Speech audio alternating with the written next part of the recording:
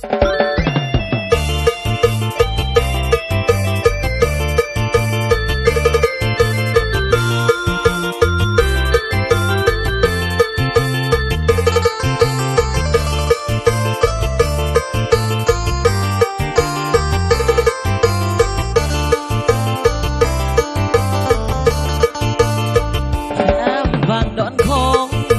่ลงดอนโค้งดอกเจ้า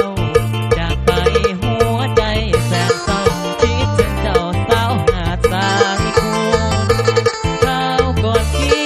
นกยังมีไม่ตีเกื้อหนุนให้ความรักและความอบอุ่นลืมพระคุณน้องนั้นบ่ได้แค่ฟังดอนโค้งก็ยังคงด้วยธรรมชาติจิตใจสาวก็สะอาดจนบ่อาจจะคิดลืมไหลคืนหนึ่งนั้นอายนอนฝันว่าน้องเปลี่ยนใจเขาวิวากับคนฮักใหม่อายเสียใจตลอดทางคืนเคยพายเรือเรียบกอดอนอาวรสุดซึ้งกลางแสงจันทร์คืนหนึ่งซาบซึ้งถึงแนบกายาส่วนหัวใจอายสุบุราอธิษฐานต่อกันไว้ว่าฮักสัวฟ้าขออย่าพะวงแค่ฟังดอนโค้งน้ำไหลลงคดโค้งไหลจิตใจสาวอย่าพันแต่ไหลแง่เหมือนดังดอนโค้ง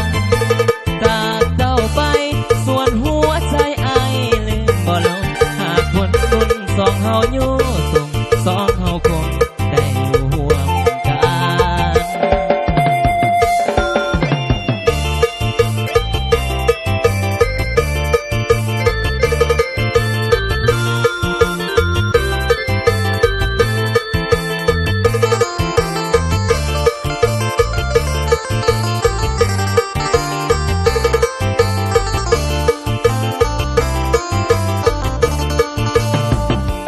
เคยพายเรือเรียบกอดอนอาวรสุดซึ้งกลางแสงจันทร์คืนหนึ่งซาบซึ้งถึงแนบกายากอดเจ้าไว้ส่วนหัวใจอายสุบุราอธิษฐานต่อกันไว้ว่าทั้งชั่วฟ้า